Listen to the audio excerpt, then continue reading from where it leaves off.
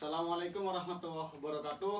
Berjumpa lagi dengan kami di sini, yakni di Sabar Sahabat Bercakap di episode pertama ya. Nah, di episode pertama ini nanti ya kali ini kita akan membahas mengenai Qufadis, mengenai pendidikan. Nah, apakah pendidikan di Indonesia ini sangat fundamentalis ataukah sangat pragmatis di situ. Nah, terus kemudian lagi langsung saya perkenalkan. Halo Mas Siva. Halo sahabat Hendra. Ya baik, sebelumnya gimana kabarnya? Baik-baik aja? Alhamdulillah dan sehat. Oh iya, kalau saya lagi budrek gitu Mas. Ya baik, mungkin langsung saja ya Mas. Nah, ini tak kasih mukadimah terlebih dahulu atau pembukaan mengenai pendidikan. Nah, pendidikan itu kan pastinya memanusiakan manusia gitu kan. Itu yang dikatakan oleh Ki Hajar Dewantara, terutama apalagi di pendidikan harus sesuai dengan pedoman-pedoman dan norma-norma yang ada yang diterapkan oleh Ki Hajar Dewantara seperti itu. Nah, oh iya, sebelumnya saya perkenalkan dulu Mas Siva ini dulu selaku Sekretaris Umum PMI IRAN FKIP UNED di periode 2021-2022 seperti itu. Nah, itu. Mohon maaf saya tidak memperkenalkan tadi seperti itu. Nah, terus kemudian lagi langsung ke titik fokus pembahasannya. Bagaimana sih Mas makna atau falsafah pendidikan secara umum seperti itu? Mungkin bisa dijawab. Oke, baik sahabat Hendra, terima kasih ya atas undangan dan pertanyaannya. Baik, saya awali. Jadi ketika kita membicarakan mengenai falsafah pendidikan, itu memang di Indonesia sendiri telah cukup mengenal dengan falsafah pendidikan kita, yaitu yang disampaikan oleh seorang tokoh terkemuka di bidang pendidikan Indonesia, yaitu Ki Hajar Dewantara, yang mana beliau itu telah mengemukakan beberapa pedoman atau prinsip pendidikan yang dapat diterapkan bagi pendidikan di Indonesia, baik itu pada zaman tersebut maupun relevan dengan dewasa ini gitu sahabat Hendra. Nah, ketika kita berbicara mengenai falsafah pendidikan yang diusulkan atau dicetuskan oleh Ki Hajar Dewantara, yang mana pendidikan seperti yang disampaikan di awal tadi, bahwa pendidikan itu tujuannya ataupun arahnya itu adalah memerdekakan manusia. Jadi memang memerdekakan manusia itu tidaklah serta-merta merdeka secara bebas mau ngapain gitu, berkeliaran secara liar, tidak, tetapi merdeka dalam hal hak untuk meraih pendidikan itu, dan bagaimana hak untuk menyambung kehidupan selanjutnya seperti apa gitu. Karena ketika kita berbicara mengenai hak seorang manusia, itu memang sudah dijamin oleh undang-undang internasional ya, human rights itu. Nah, di sana itu telah mengemukakan bagaimana manusia mendapatkan haknya sebagai seorang individu gitu. Dan ketika ditarik dengan konteks Indonesia, itu memang sangat relevan bahwa pendidikan di Indonesia haruslah berdasarkan pada nilai-nilai yang sudah terkandung bagi nilai-nilai kemanusiaan itu sendiri. Dan di situ juga filsafat pendidikan Indonesia itu sangat erat atau syarat akan adanya nilai-nilai nasionalisme juga sekaligus patriotisme gitu. Yang mana nilai-nilai tersebut menjadi pedoman bangsa Indonesia untuk membentuk seorang individu cendekiawan yang ahli dalam pengetahuan, juga sekaligus santun dalam bersifat atau bersikap begitu sahabat Hendra. Oke, baik. Sebelumnya saya lanjutkan nih Mas mengenai pendidikan. Nah, di dalam sejarah pendidikan sendiri saya selaku mahasiswa pendidikan sejarah seperti itu kan pastinya dipandang dari sejarah itu kan banyak lika-liku atau periodisasi waktu pendidikannya itu kan. Nah, itu bagaimana sih Mas track recordnya kalau kita memandang dari awal hingga sampai sekarang ini Mas mengenai apa itu sih pendidikan yang diterapkan di Indonesia seperti itu mungkin Mas. Oke, baik sahabat Hendra ya. Ketika kita berbicara mengenai pendidikan, sistem atau track record lika-liku bagaimana pendidikan Indonesia ada ataupun bagaimana pendidikan Indonesia dilaksanakan, kita tidak terlepas dari adanya periodisasi dari pendidikan di Indonesia. Kita bahasakan bahwa Indonesia itu adalah sebagai suatu entitas yang ada ya sejak dulu. Memang Indonesia baru ada memang sejak tahun 1945. Sebelumnya itu masih terpecah-pecah yang bernama Nusantara gitu kan. Tapi ketika berbicara zaman dahulu sudah ada nih suatu pendidikan zaman praksara gitu. Jadi di Indonesia itu kan nggak langsung penduduk Indonesia kan, nggak langsung seperti sekarang kan, ada praksara gitu ya kan. Nah di praksara itu ada semacam komunitas ataupun masyarakat yang hidup di sana itu menerapkan sistem pendidikan. Tujuannya adalah untuk memenuhi kehidupan sehari-hari. Maksudnya seperti apa? Maksudnya itu adalah bagaimana seorang anak mendidik orang tua mendidik anaknya ataupun bagaimana sistem pendidikan di sana saat itu adalah untuk bagaimana menjambung kehidupan. Misal bagaimana cara memasak, bagaimana cara berburu gitu kan. Kan dalam praksara juga ada kehidupan berburu, kehidupan bagaimana menjalani kehidupan zaman itu kan. Itu orientasinya ke arah situ gitu. Zaman praksara. Ketika kita tarik lebih jauh lagi, yaitu pada zaman bagaimana kerajaan itu ada di Indonesia. Yang mana beberapa kerajaan-kerajaan ini secara pembagian itu berdasarkan pembagian barangkali kepercayaan atau agama ya. Yang mana ada kerajaan bercorak agama Hindu, bercorak agama Buddha, dan bercorak agama Islam.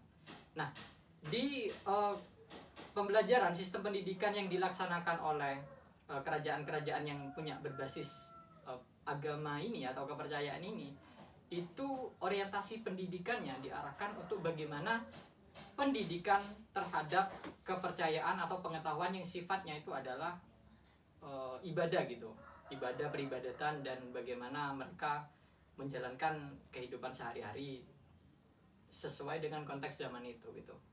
Jadi ketika kita bahas bagaimana zaman kerajaan itu berlangsung, maka akan sangat syarat akan pembelajaran atau pendidikan yang berbasis keagamaan itu. Itu secara garis besarnya seperti itu gitu. Nah kemudian kita tarik pada zaman bagaimana yang ketiga ya, yang ketiga itu zaman kolonialisme gitu. Jadi sahabat-sahabat ya, zaman kolonialisme itu zaman dimana banyak bangsa Eropa ya, beberapa bangsa Eropa itu datang ke Indonesia untuk tujuan awalnya mencari rempah-rempah. Dan karena penerimaan bangsa Nusantara saat itu menerima secara terbuka, mereka menjalankan sewenang-wenang nih gitu, menjalankan misinya di Indonesia. Tidak lagi hanya khusus berdagang atau mencari rempah-rempah, tapi berambisi untuk menguasai tanah Indonesia, tanah Nusantara saat itu. Maka karena powerfulnya kolonial ini, dalam hal ini ada Belanda, kemudian ada kongsi dagang VOC, ada kemudian Portugis dan sebagainya, itu datang untuk menjalankan suatu misi, yaitu 3G. Ada God, ada glory, ada gospel gitu kan. Nah, ketika ditarik dalam konteks pendidikan, itu yang paling mendekati itu bagian gospel gitu. Karena gospel itu kepercayaan ya, penyebaran agama mereka.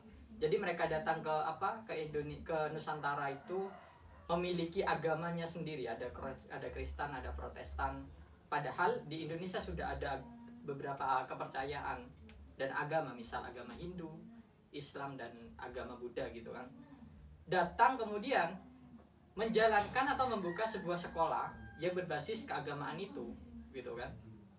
Tetapi memang pada awalnya minat-minat dari masyarakat Indonesia yang sudah memiliki rasa nyaman ya terhadap sekolah-sekolah yang sudah ada sebelumnya pada zaman kerajaan itu, maka sangat sulit untuk beradaptasi agar masyarakat pribumi kita itu bersekolah di sana gitu.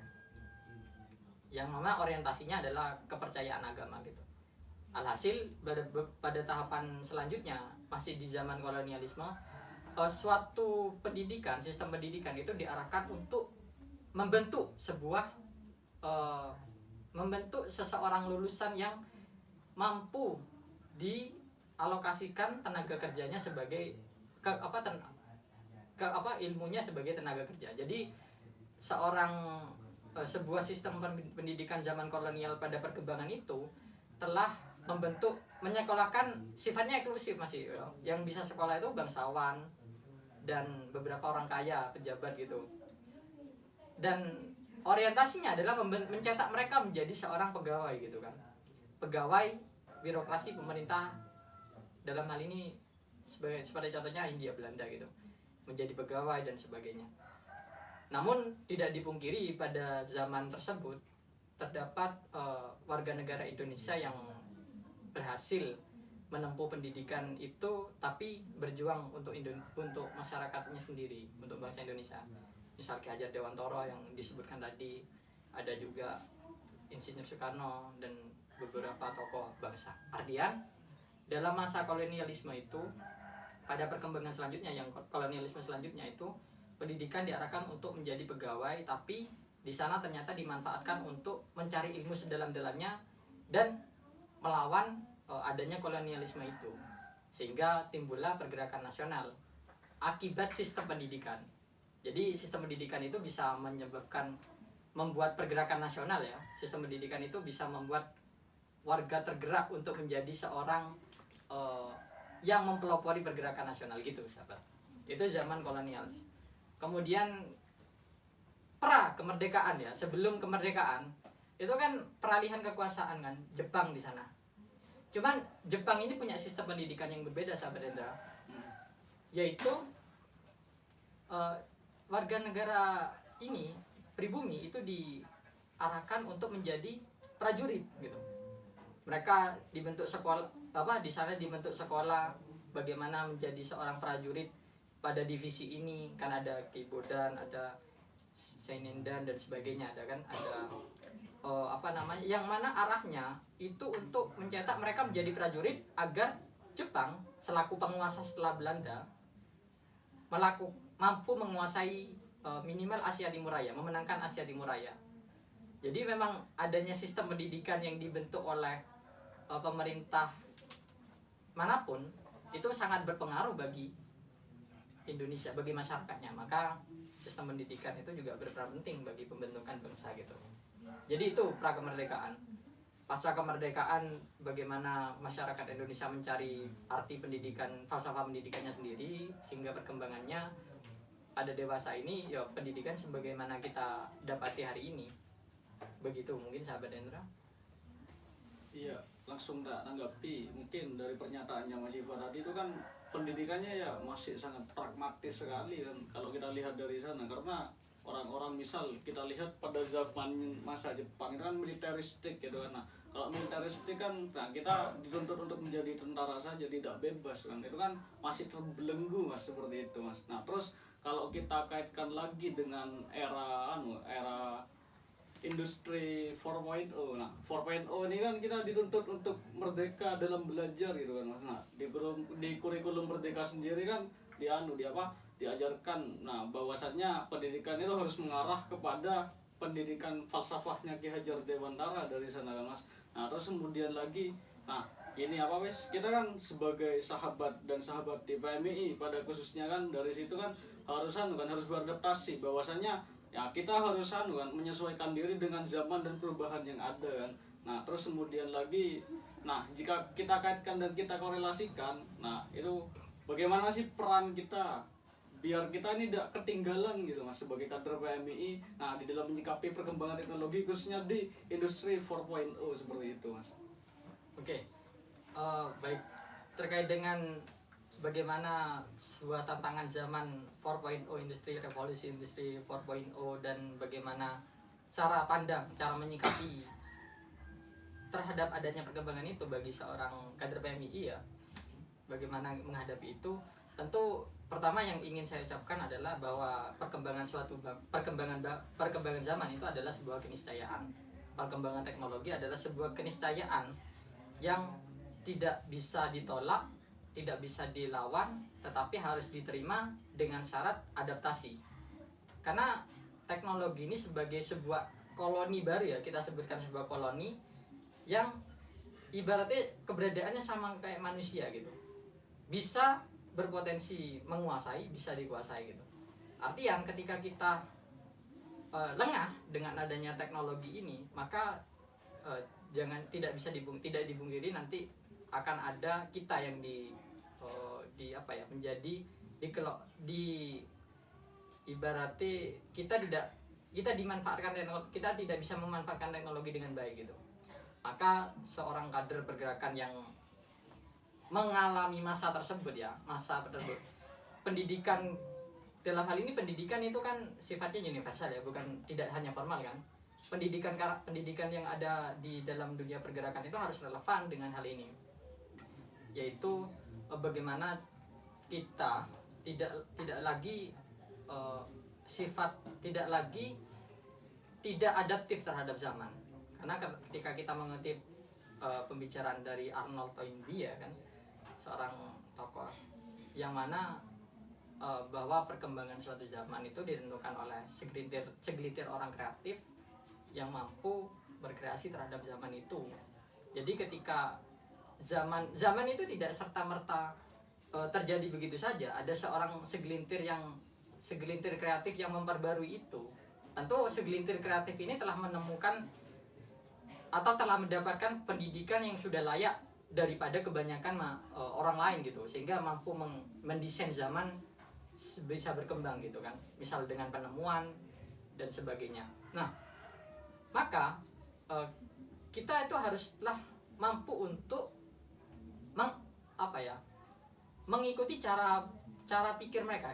Kita tidak bisa menyaingi mereka bahkan karena sudah terlampau terlalu jauh.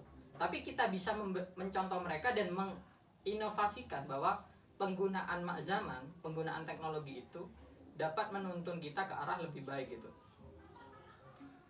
Yang dikatakan lebih baik itu kita dapat memanfaatkan media massa misalnya. Jadi penggunaan teknologi itu telah menjadi senjata kita dalam memberantas ketidaktahuan terhadap pendidikan, ketidakmerdekaan terhadap pendidikan gitu kan. Misalnya ketika kita zaman dulu dalam meraih pendidikan itu harus mengakses pendidikan secara langsung dengan buku, kita bisa memanfaatkan itu. Ataupun dalam proses siar ilmu itu tidak, kalau dulu memang harus bertatap muka dan on time dalam waktu ya, dalam tepat dan waktu yang sama, maka kita sekarang sudah bisa dimudahkan dengan itu untuk menyisiarkan ilmu kepada sahabat-sahabati atau halayak umum melalui media yang dikembangkan yang telah ikut membersamai perkembangan revolusi industri 4.0 itu gitu. Jadi pemanfaatan itu perlu dilakukan, saya rasa sebagai seorang insan pergerakan ya, karena itu perkembangan itu sudah mutlak dan kita tidak bisa untuk tidak memanfaatkan itu. Dalam kategori memanfaatkan lah, bukan menyalahgunakan gitu kan. Karena potensi kerusakan yang disebabkan juga banyak di sana, tapi potensi untuk dimanfaatkan adanya revolusi industri itu juga tidak kalah banyak gitu. Jadi itu sahabat Hendra. Oke, baik. Mungkin langsung tak korelasikan lagi pertanyaannya Mas, itu mengenai Society 5.0 gitu Mas. Nah, di Society 5.0 ini kan, nah itu terobosan dari industri 4.0 gitu kan Mas. Nah itu terutama lagi di bidang pendidikan khususnya. Nah kita kan sebagai sarjana pendidikan, bukan sarjana penuh dosa gitu kan ya Mas. Nah, ya.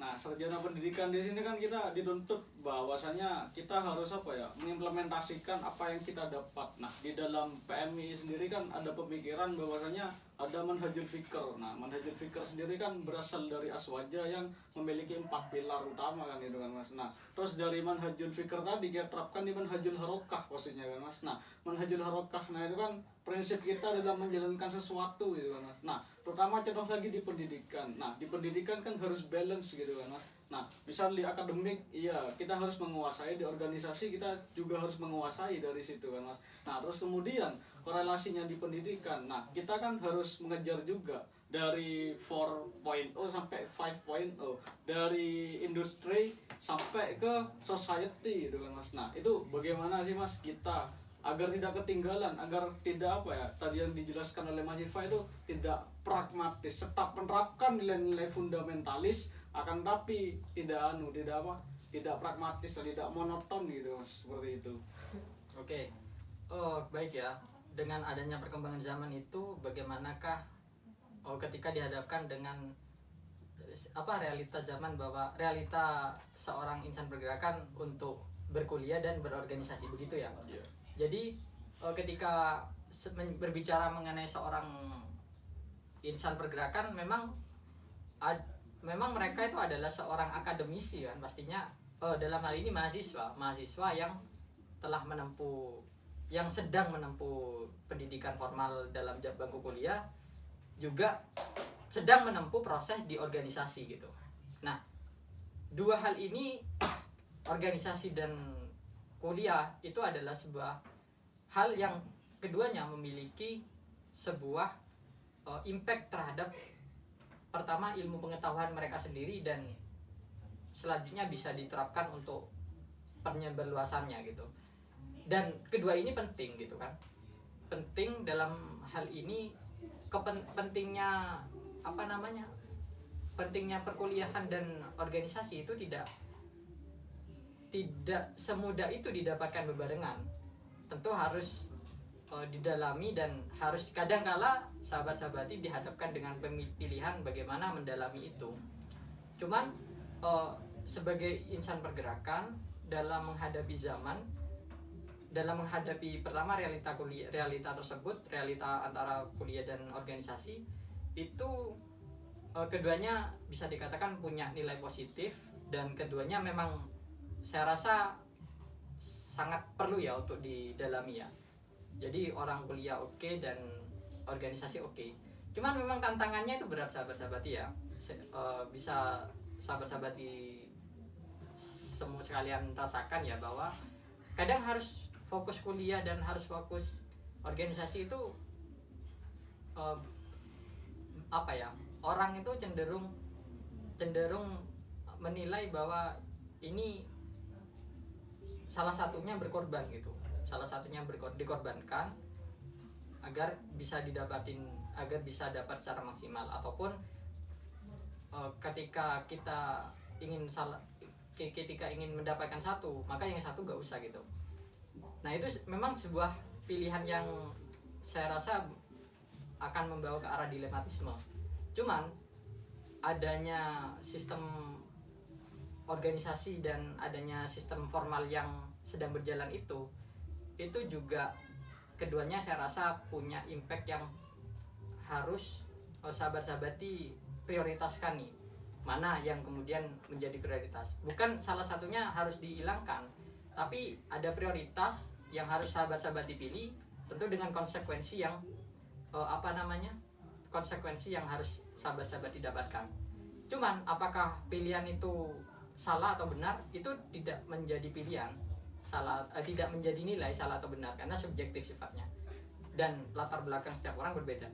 Akan tetapi ketika orang bisa menyeimbangkan antara kuliah dan organisasi itu, maka setidaknya sebagian dari ilmu yang diperah dari dua faktor itu bisa sahabat-sahabat didapatkan gitu.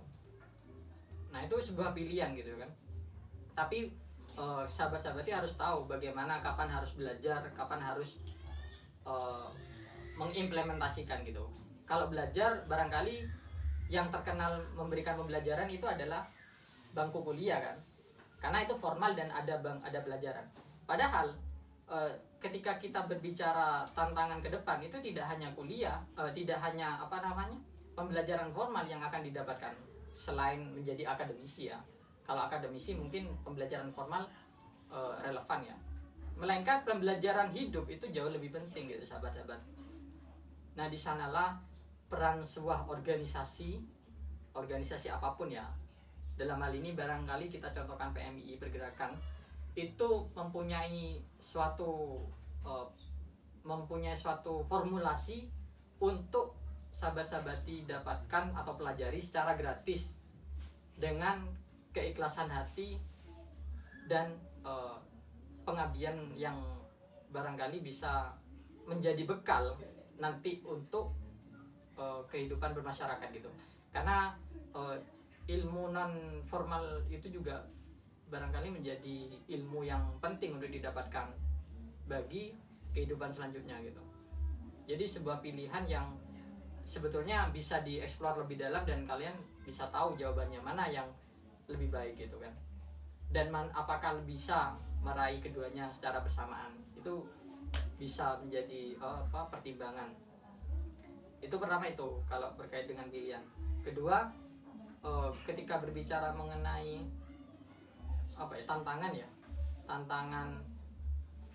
tantangan terkait apa tadi sahabat Hendra? Tantangan mengenai ya itu society 5.0 itu tadi Mas. Oke. Nah itu dikaitkan dengan bagaimana cara kita sebagai PMI ini bersikap gitu kan harus mengejar ketertinggalan juga gitu kan Mas. Oke. Jadi ini nyambung dengan pertanyaan sebelumnya ya, yang 4.0 itu, bahwa kader PMI itu perlu adaptif terhadap zaman dan zaman itu terus berkembang. Adanya Society 5.0 itu telah menjadi momok yang menjadi potensi ya, bisa dimanfaatkan dengan menjalani kehidupan secara mudah, tapi konsekuensi yang bisa diambil dari situ adalah kecenderungan malas itu akan muncul gitu sahabat. Jadi tapi ini belum begitu masif di Indonesia gitu. Barangkali belum begitu masif karena tidaklah banyak beberapa poin yang sifatnya masih konvensional yang bisa dijalankan, yang masih berjalan. Semisal dalam era pendidikan gitu kan. Dalam era pendidikan, sistem pendidikan kita itu memang masih itu memang pendidikan ya, sistem pendidikan itu kan dalam proses mendapatkan pelajaran itu bertemu untuk mendapatkan ilmu dengan sistem pembelajaran media yang berbeda-beda gitu kan. Bisa saja tidak bertemu tapi bertemu secara virtual ataupun ataupun tidak bertemu secara virtual secara langsung, melainkan menyiapkan materi dan bisa dipelajari di kemudian hari gitu. Nah, itu menjadi sarana bagaimana pendidikan itu bisa diterapkan. Kita harus bisa untuk mensinergiskan bahwa pengetahuan sebagai seorang pendidik ya dalam hal ini, dalam sistem pendidikan yang lintas generasi ini, konvensional dan juga modern, itu harus mampu untuk menguasai keduanya. Dalam hal ini ketika misal kita proyeksikan sebagai seorang guru ya kan, guru itu kalau secara sistem konvensional mengajar secara langsung bertemu tatap muka, tapi secara adanya perkembangan zaman, kemudahan dalam berkehidupan, guru tanpa menghadiri secara langsung pun bisa menyebarkan ilmunya gitu. Ataupun seorang siswa ya tidak bertemu secara langsung kan bisa mendapatkan ilmu, atau seorang masyarakat gitu kan. Itu adanya Society 4.0 itu. Cuman ketika itu terjadi, maka masyarakat akan terbiasa seperti itu. Nilai-nilai konvensional akan hilang, dan juga nilai-nilai kedekatan emosional pun akan hilang secara sendirinya. Itu menjadi konsekuensi. Misal ketika kita ngomong interaksi secara dekat dan bertemu secara langsung, bisa ketemu bagaimana intensitas, intonasi dan ekspresi yang ditampilkan dan kedekatan emosional antara pembicara satu dengan yang lainnya. Tetapi adanya revolusi industri itu atau Society 5.0 itu, maka nilai-nilai tersebut akan berkurang dan barangkali falsafah pendidikan akan bisa saja ditinggalkan. Nah, itu formulasi yang perlu dilaksanakan ya, nilai-nilai yang menjadi akar sejarah bangsa itu menjadi tolak ukur untuk tidak ditinggalkan gitu, yang perlu dilaksanakan gitu sahabat Hendra barangkali. Baik, dapat dipahami di sini Mas. Terus kemudian mengenai nah tadi kan jenengan menjelaskan mengenai bagaimana sih relevansinya dari historis juga, dari falsafah juga. Terus di akhir kita kaitkan dengan 5.0 industri dan society 5.0 lah, dan industri 4.0. Mohon maaf tadi salah penyebutan gitu, seperti itu. Nah, itu kan erat kaitannya bagaimana cara pandang kita mengenai tema yang kita angkat pada kali ini, seperti itu kan. Nah, kofadisnya di sini di mana Mas, pendidikan di Indonesia? Apakah sangat pragmatis? Apakah sangat fundamentalis? Apakah di tengah-tengah Mas? Oke. Jadi kita sekarang bicarakan pendidikan dewasa ini ya, sahabat Hendra ya. Jadi pendidikan dewasa ini ada beberapa poin plus dan beberapa negatif yang ada di sana. Bahwa pendidikan Indonesia yang sudah kita alami itu nilai plusnya adalah yang nilai plus yang ada dalam sistem pendidikan Indonesia itu, bahwa pertama, sistem pendidikan Indonesia itu sifatnya adalah mempelajari mata pelajaran inti, mempelajari mata pelajaran secara yang dapat membentuk atau mencetak lulusan yang generalis gitu. Maksudnya gimana? Maksudnya begini, bahwa sistem pendidikan itu kan siswa diberikan pembelajaran untuk diberikan pelajaran dalam kategori SMA ya, SD SMP SMA ya. Pembelajaran sekian banyaknya kemudian dituntut untuk menguasai itu. Nah, itu masyarakat Indonesia itu lulusan sekolah akan sifatnya tentu akan generalis, bisa banyak hal ya. Bisa banyak, tanda kutip bisa banyak. Bukan banyak bisa, tapi bisa banyak. Karena yang dipelajari itu sifatnya general, banyak hal. Jadi bisa tahu ini, bisa tahu itu, bisa tahu ini gitu kan. Pertama, kedua, bahwa sistem pendidikan di Indonesia itu bagusnya itu adalah terintegrasi sistem kurikulum yang berlaku secara nasional gitu. Jadi kan ada pemerintah membuat suatu kurikulum, entah kurikulum yang mana ya, kata SPK 2013K ataupun dan sebagainya, itu diterapkan secara nasional berlaku. Artian dengan wilayah seluas ini, dengan menentukan sistem pendidikan secara terintegrasi nasional itu sudah bagus gitu. Meskipun ya kita tahu pelaksanaannya bagaimana kan, pemerataan pendidikan itu kita tahu. Cuman positifnya adalah integrasi dari pendidikan itu, pendidikan kurikulum secara nasional. Ketiga, jadi pendidikan di Indonesia itu menerapkan atau mengungkit nilai-nilai nasionalisme dan patriotisme gitu. Nah, maksudnya pendidikan di Indonesia itu menerapkan adanya pendidikan kewarganegaraan, menekankan pendidikan sejarah, memberikan adanya upacara, perayaan kebangsaan dan sebagainya. Tentu itu kan memupuk rasa nasionalisme dan patriotisme seorang siswa kan. Itu mungkin untuk menghargai jasa pahlawan ya, untuk mempertegas filosofi atau makna pendidikan yang berbasis pada nilai-nilai yang ada di Indonesia. Setidaknya 3 poin positif itu yang bisa didapatkan dari pendidikan di masa kini, sahabat Hendra. Tetapi di balik itu ada semacam nilai minus atau poin negatif dari sistem pendidikan di Indonesia ini. Pertama, ketika kita berbicara mengenai pelajaran yang ada di Indonesia. Jadi sifat yang tadi dikatakan generalis itu menyebabkan mencetak seorang lulusan menjadi bisa banyak. Banyak bisa karena banyak bisa ini, bisa pelajaran ini, bisa pelajaran ini, meskipun hanya mendasar sifatnya. Padahal kebutuhan industri, ketika berbicara industri sekarang, itu kebutuhan yang diperlukan adalah lebih spesifik, sahabat. spesifik maksudnya ya rekrutmen butuh ahli dalam bidang ini gitu kan. Kalau secara general mungkin semua bisa, tapi secara kebutuhan untuk rekrutmen di bidang strategis itu perlu adanya spesialisasi. Jadi pembelajaran itu harus spesial di arah itu untuk mencetak lulusan yang akan mampu di bidang itu gitu. Nah sayangnya itu sangat minim di Indonesia gitu. Pertama itu. Kedua, sistem pendidikan di Indonesia itu adalah sistem yang minim terhadap adanya critical thinking. Maksudnya seperti ini.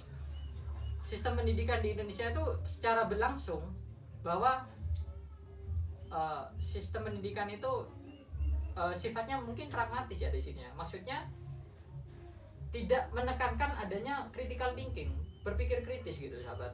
Karena ya siswanya jarang bertanya kan, tidak didesain untuk aktif bertanya, juga memang mengejar waktu barangkali ya, waktunya yang terbatas atau entah bagaimana itu dalam kategori pembelajaran itu tidaklah, sangat jarang untuk bisa aktif gitu.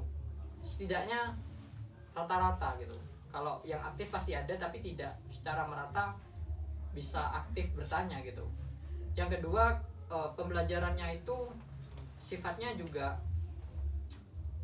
bagaimana menyampaikan itu apa ya, bagaimana ilmu diajarkan terkadang bisa apa ya, tidak adaptif terhadap zaman sahabat. Tidak adaptif terhadap zaman itu maksudnya ya kita dituntut pembelajaran ini padahal kebutuhan kehidupan selanjutnya itu ya mengharuskan ahli dalam hal ini gitu kan, karena sifatnya general jadi tidak ahli dalam bidang itu, aktualisasinya kurang gitu.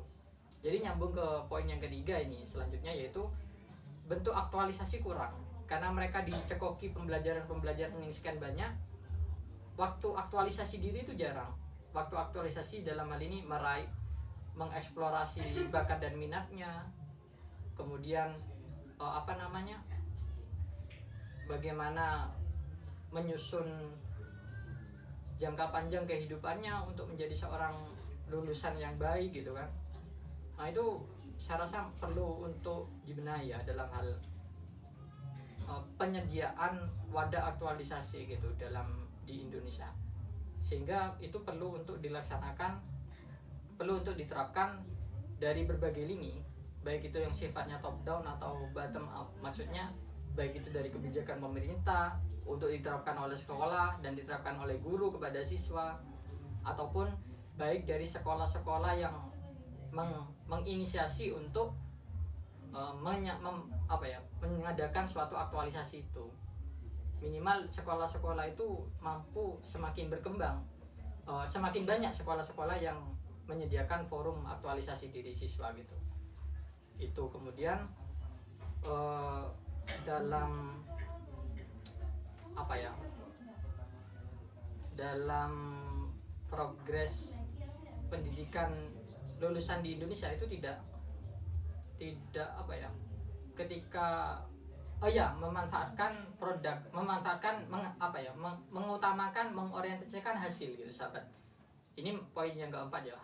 Maksudnya mengorientasikan hasil adalah jika di sekolah ya, sekolah itu yang dikatakan siswa prestasi itu kan yang nilainya bagus ya kan, atau mahasiswa dalam konteks kampus, mahasiswa berprestasi adalah IPK-nya tinggi gitu. Nah itu menjadi semacam barangkali doktrin yang sudah mengakar dalam sistem pendidikan Indonesia. Penghargaan sebagai seorang akademisi, penghargaan terhadap siswa ataupun mahasiswa adalah penghargaan secara IPK ataupun nilai gitu. Maka jika orientasi pendidikan akan ke arah situ, maka tidak bisa dipungkiri bahwa mahasiswa dan siswa ataupun peserta didik di dalam satuan pendidikan manapun akan berjuang mati-matian untuk meraih hasil terbaik tanpa tahu entah gimana pun caranya gitu, entah prosesnya curang kah ataupun prosesnya gimana gitu kan. Maka itu yang kemudian secara tidak langsung membentuk pendidikan Indonesia, sistem pendidikan Indonesia. Maka nilai-nilai yang kemudian menjadi hal yang berpotensi kecenderungan buruk itu dapat menyebabkan, ya juga disebabkan oleh sistem pendidikan gitu. Juga terakhir ada lulusan, mungkin dewasa ini sistem pendidikan di Indonesia lebih berorientasi pada ini ya, serapan tenaga kerja gitu kan. Artian memang kebutuhan akan industri itu banyak ya. Tetapi ketika pendidikan dimanfaatkan untuk meraih hasil yang terbaik, dalam kategori dikatakan terbaik itu IPK nilai, ataupun bisa menjadi lulusan yang orientasinya untuk menjadi pegawai gitu kan, ya maka lulusan itu akan sistem pendidikan ketika dibikin seperti itu akan menjadi kapitalisasi pendidikan gitu sahabat.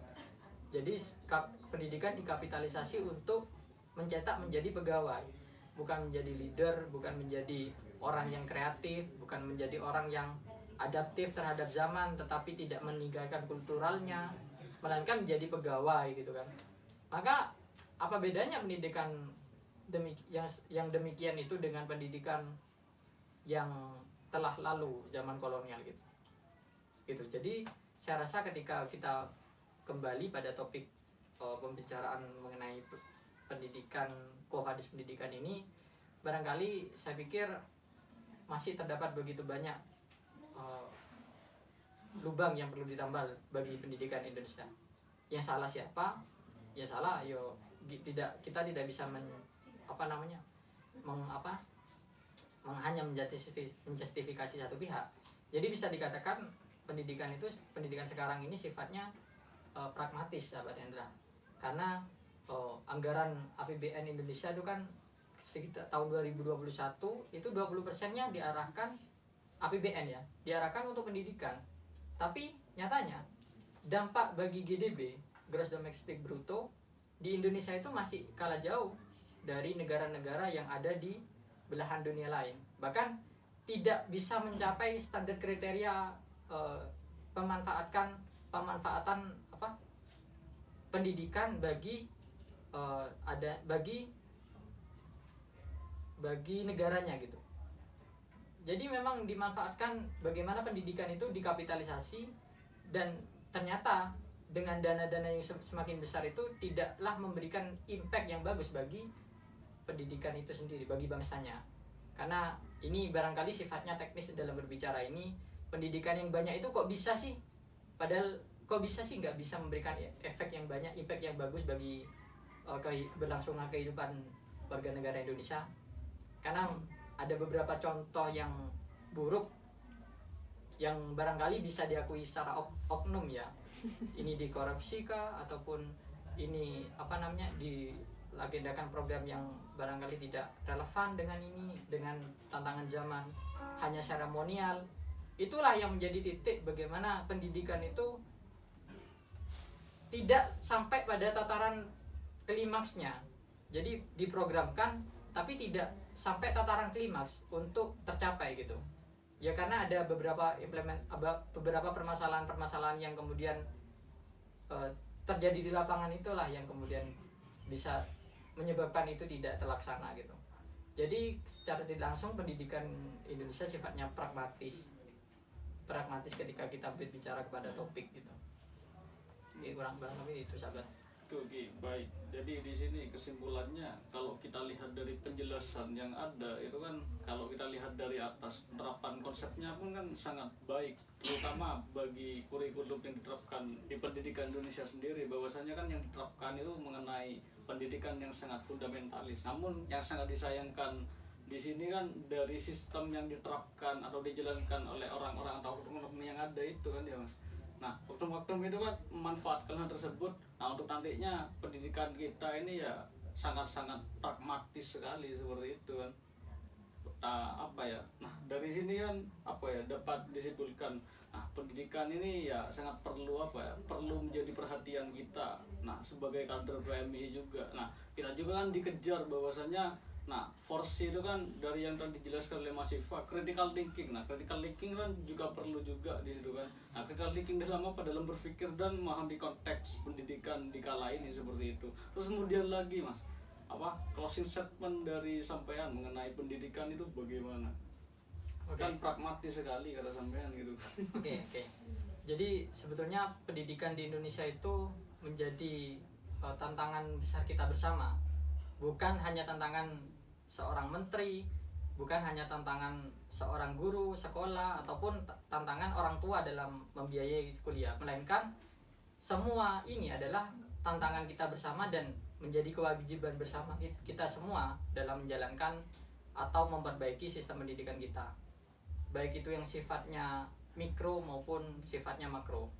Nah, kemudian barangkali closing statement yang ingin saya berikan bahwa pendidikan itu mengutip berbagai sumber ya yang seringkali diterapkan. Saya ucapkan lagi bahwa ini memang relevan, sahabat, bahwa pendidikan itu tidak menjamin kesuksesan.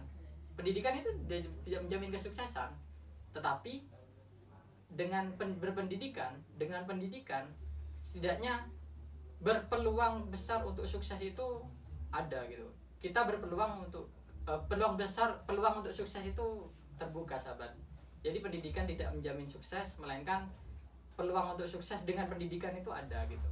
Maka bisa dikatakan ya bahwa kekuatan pendidikan itu dahsyat, sahabat. Apalagi kita sahabat-sahabat di PMII dalam bingkai rayon FKIP kan, tentu berlika-liku dari dalam hal yang sifatnya terkait dengan pendidikan maupun keguruan.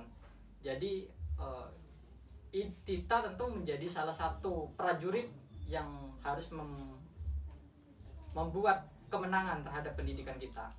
Minimal dimulai dari bagaimana kita mendidik diri kita sendiri untuk bisa bersifat manusiawi dan bagaimana kita bisa bersifat adaptif terhadap zaman tanpa meninggalkan nilai kultural yang ada di kehidupan bangsa Indonesia ini gitu, sahabat. Barangkali itu yang bisa saya sampaikan. Ya, berarti dari sini fundamentalisme itu diterapkan dan juga kita harus memikirkan juga mengenai pendidikan yang sangat pragmatis seperti itu ya, Mas. Ya. Ya, baik. Nah, mungkin itu saja sih sahabat-sahabat di sekalian. Nah, pembahasan dari kami yakni sabar cepat bercakap. Nah, mungkin itu saja episode pertama kali ini membahas mengenai pendidikan. Jangan lupa like, komen, dan subscribe. Wahul muwaffiq ila aqwamit thoriq. Dan terima kasih kepada Mas Siva. Assalamualaikum warahmatullahi wabarakatuh. Waalaikumsalam warahmatullahi wabarakatuh. Ya, assalamualaikum. Wow.